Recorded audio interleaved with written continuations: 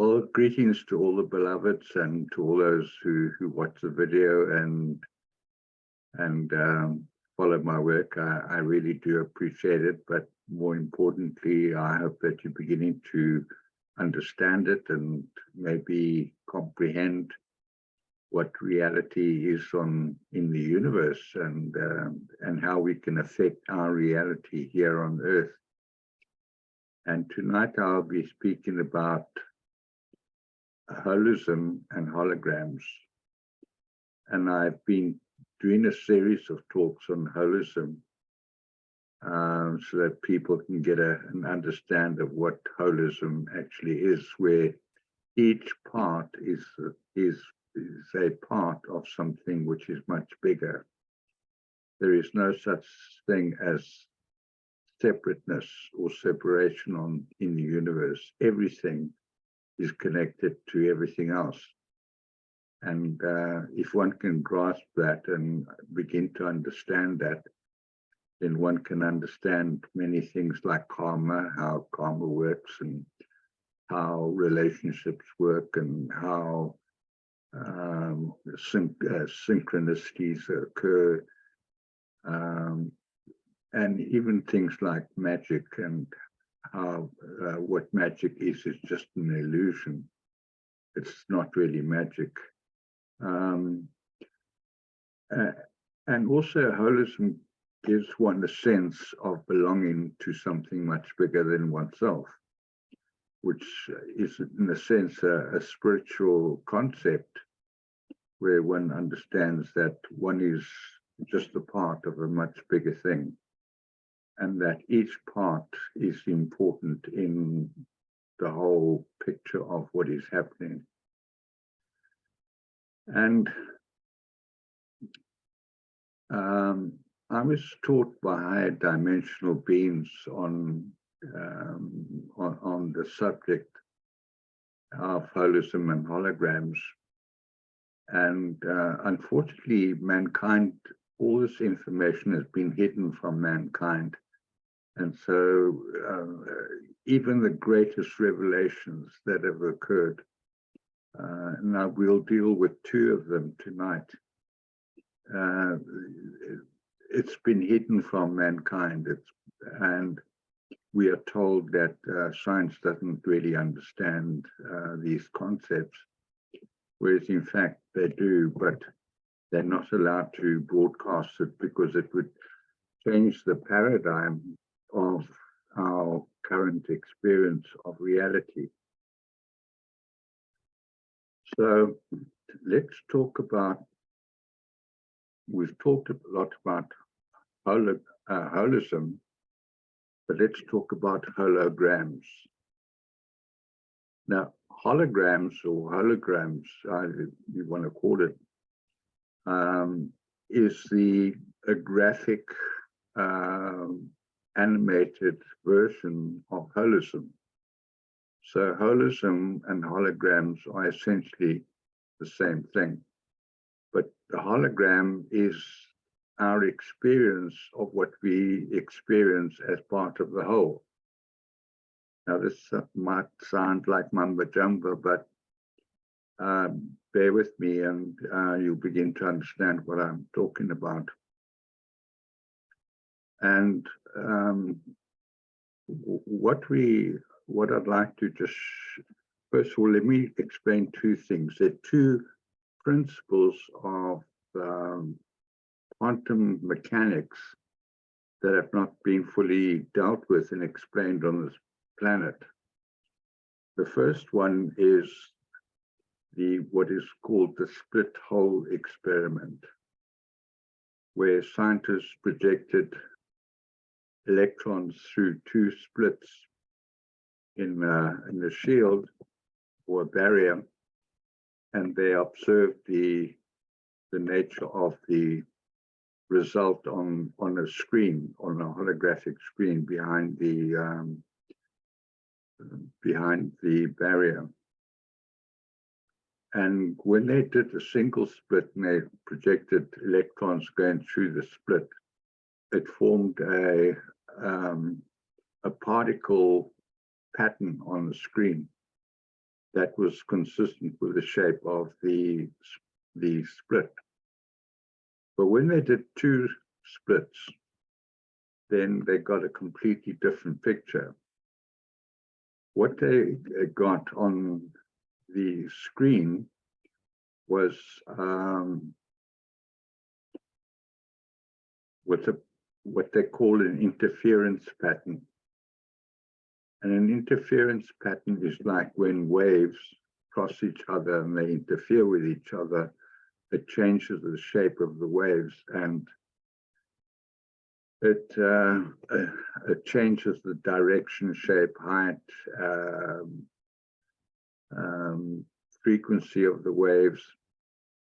And they couldn't understand this. So they, when they observed it through cameras and through results, they got a particle pattern on the screen. And the particle pattern represented the two split holes. So they were consistent with the two split holes in the screen. But when they didn't observe the patterns, what they saw was a wave interference pattern on the screen. And this puzzled them, and after much deliberation, they decided that when waves are observed, they are particle form, and when not observed, they're waveforms. So these two forms of reality, a particle form and a waveform, exist at the same time. And the difference was the conscious observation of the waves that caused them to appear as particles. So this has been kind of hidden, these facts are being hidden from mankind. And it's an important principle to grasp if one wants to understand reality. Because in a sense, most of what we actually experience through our five senses. But there are some things we experience that are not part of the particle nature of our reality. For instance, we've never seen our thoughts. We've never seen our emotions. And they are not part of physical reality. But we can see the outcomes or the results of having thoughts and emotions as we express them. But they themselves are not are observed. So we can conclude from that our experience of reality is based on our observation of it. And our observation of it is done through the two lenses of thought and emotions. And we know from ECGs and MRI scans and so on that our thoughts are wave patterns and our emotions are wave patterns. Our thoughts are electrical wave patterns and our emotions are magnetic wave patterns. And the two are similar but different in that thought electrical wave patterns are one directional. They flow in one direction, whereas magnetic wave patterns flow in omnidirections. It's like dropping a pebble into a pond. You see a wave pattern which is 360 degrees. Well, that is what a magnetic wave pattern looks like. It's carried in all directions. But a thought pattern is only carried, a thought wave is only carried in one direction. That's why it's important in radionics and Wi-Fi technologies and telephonic technologies that you have a tower that sends a signal in a certain direction. That's why you have these antennae that are pointed in a certain direction, and they pick up electrical waves, which are one directional, whereas the electrical waves are carried by magnetic waves, which are omnidirectional. So, this wave nature of reality is not really well understood, that through our thoughts and emotions, we can create a different reality from the one we are experiencing simply by changing our thoughts and emotions. Now, most people are not trained to do that. They assume that their thoughts are random and their emotions are random based on circumstances outside of them. And they don't ever figure out that they can actually cause the direction of their own thoughts and the direction of their emotions. So thought and emotional the training is necessary. And I experienced that in higher dimensions when I first arrived on Sirius B, where I was asked to keep my thoughts and emotions in a state of neutrality so that I wouldn't interfere, my thoughts and emotions wouldn't interfere with the wave patterns of the other beings there. Quite an important principle to understand. And that human beings in their interactions are interfering, their wave thoughts and emotions are interfering with each other all the time because they don't have a common vision, they don't have common values, and they don't follow a common goal. And if you align those three things, you create a more coherent wave pattern of both thoughts and emotions. And that's part of what I was teaching in the nature of holism. Now, let's get on to holographic reality.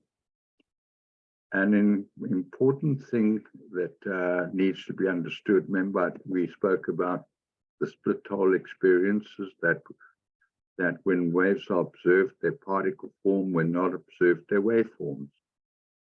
And in holographic reality, there's a phenomena that is very difficult to explain, but I'll explain it as we go along. And just let me find this video.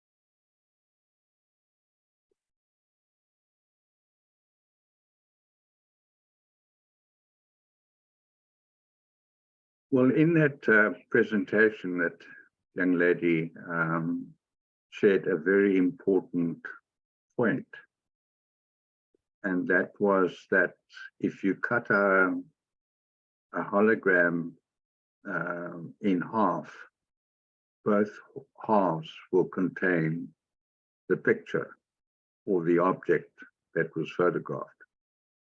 And if you cut it in half again, all four bits of the holographic image will contain the object that was photographed. Now, what does that mean? Well, if you want to understand holograms, one has to understand holism. And as I've been sharing with you, holism is all the parts of the universe that come together to create the whole. But the whole cannot be experienced in the hologram unless the parts contain all the information about the whole. Now just think about that. What does that mean? Well, I did a post this week that every cell in our body holds coded information about the whole. And where does that information come from? Well, it's encoded into our souls, and the corresponding version of that encoding is in our DNA. Now, we have two kinds of DNA. The one is genetic DNA, and the other one is what is called junk DNA. Now, genetic DNA forms only about 10% of the DNA in our bodies, and the other 90% is junk DNA. It's called junk because they don't know what it does. But that junk DNA corresponds to the codes that we carry in our soul bodies. Now, what are those codes? Those codes are just a recording, like a hard drive in a computer, of all our incarnate experiences. And as some people have seen in my videos on the evolutionary journey of the soul, when we first incarnate, we incarnate as bacteria. And then from bacteria, we go through the evolutionary process of going through insect forms to vegetable forms to fish to avians, birds to animals, and to humans. And this happens over billions of years. In fact, mankind, the consciousness or the encoding for this planet of Earth is 546 billion years old. So in that lifetime, the many beings and the consciousness, the energy on this planet has gone through many, many life cycles, encoding and gathering information about the state of their particular existence and reality. And all of that is stored in our souls. And that our souls contain all this information and then projects that into our reality fields. Now, what does that mean?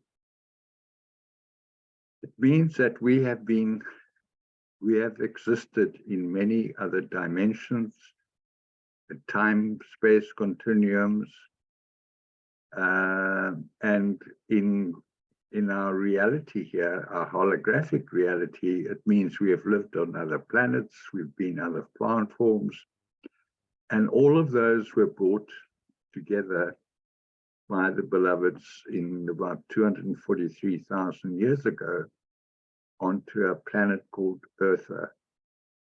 And Eartha became what is called the jewel of the universe. Now, Earth, or Eartha, is blessed with the most diverse populations of species anywhere in the universe. And that was very noticeable by me when I was in other planets and other time-space continuums, that one never observed the kind of diversity in those other space-time continuums that we experience here on Earth. Earth is really the jewel of the universe. It's the most amazing planet. And what other planets have that we don't have here is they have knowledge. They hold the knowledge of who they are encoded into their soul bodies, and they're able to access that information. So they have access to all their history, which we don't have. Now, why don't humans have that? Well, about 26,000 years ago, this planet was invaded by a bunch of fallen angels. When I say a bunch, there was a whole tribe of them. There were many, many of them that are like space invaders. They invade different parts of the universe and create an alternative state of consciousness. So our consciousness was blocked. And how they did that is they, first of all, tilted the rotational spin of our planet at 23.4 degrees to its natural magnetic state. So you had this, humans were originally in a north-south polarity, spinning their magnetic fields in a north-south polarity with the Earth's rotation. And what they did is they tilted the Earth to 23.4 degrees. And when they did that, there was this separate spinning by of the magnetic fields of humans, and the particle fields were spinning at a different angle. And this disconnected humans from the rest of the universe. But to add insult to injury, they also set up this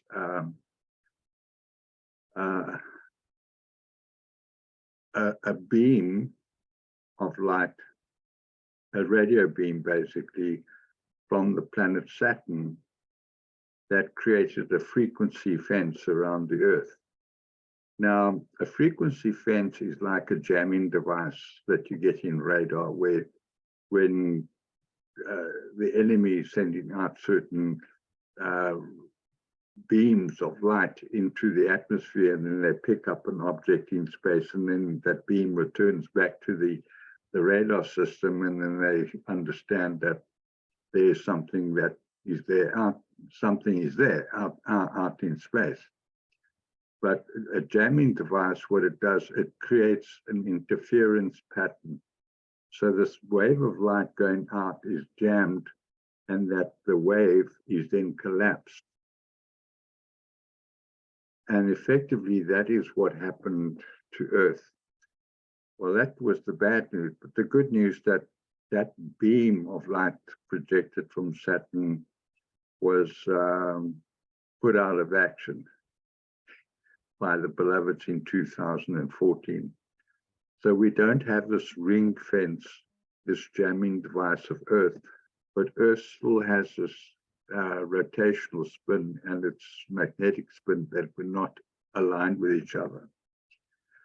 So in 2006, I was recruited as a grid keeper on the planet. And the purpose of our grid keeper was to move the ley lines of physical planet Earth back into alignment with its magnetic, electromagnetic fields of the magnetic rotation of the Earth. And in 2014, I was told that we'd been successful and that the Earth's ley lines had been restored, and that the blank slate technologies that were created. That was the radar jamming device or false beam of light, and it's called many different things. The Metatronic system was taken down or stopped. Now that created the potential for humans to recreate their holographic reality so that they can begin to reconnect to their states of self and reconnect with their historical past, their own historical past. In our history books here, the history is about countries. It's not about individual people. Individual people have their own history.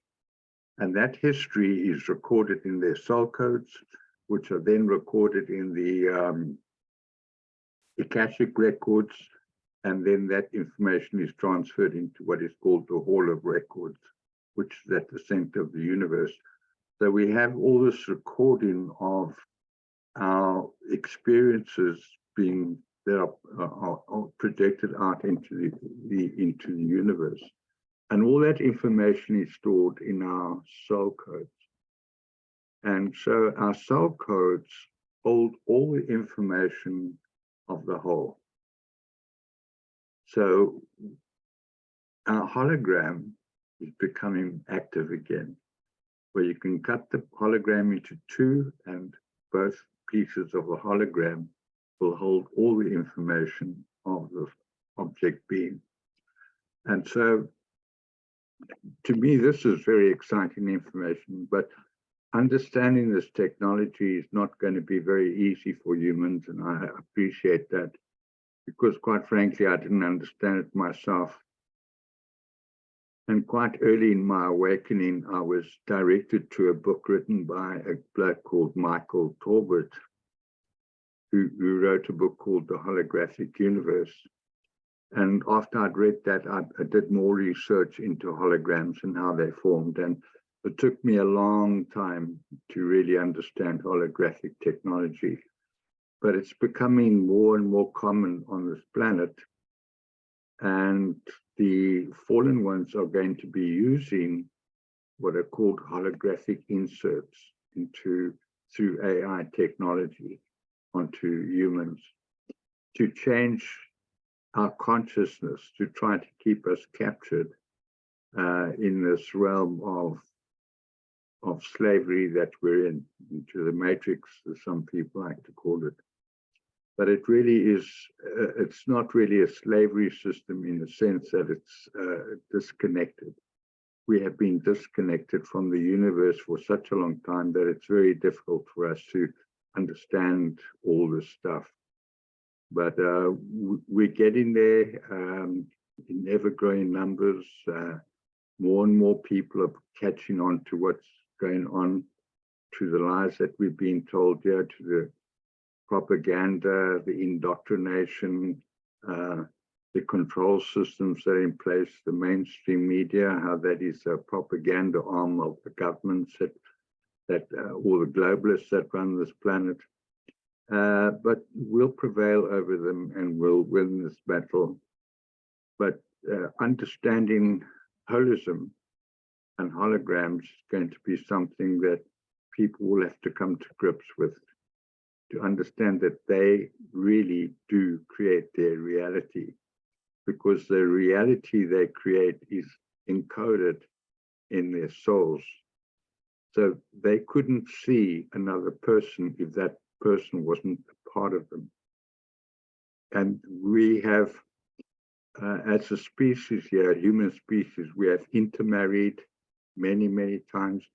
We have so many connections in our genetic encoding that it's almost impossible to designate the genealogy of any one human being, because it gets so complex. And we all hold that information in our soul codes. And through that, we're creating our hologram, which is just a projection of the information contained in our souls as a holism. So a holism and holograms are very, very connected. And the hologram is just a graphic projection of our holistic experiences. And I'm talking stuff that I suppose many people won't understand. But I beg you just to stay with it and to consider it and mull over it, meditate about it, so that you can begin to understand the nature of our holographic reality and how we can play a part in changing that holographic reality. I have a course in my course system called Mastering the Hologram. And I would invite you to perhaps go have a look at these courses and have understand how we through, and it's not that difficult. It's through our thoughts, taking back control and responsibility for our thoughts, emotions, for the standards that we hold, for the attitudes we display, and that creates an energy form that puts us into a different timeline. Now, I have another course called Time, Space, and Timelines. And if you do that course, you put the two together, you'll understand what I'm talking about. So much love to you. Hope to see you again soon, and see you on the other side.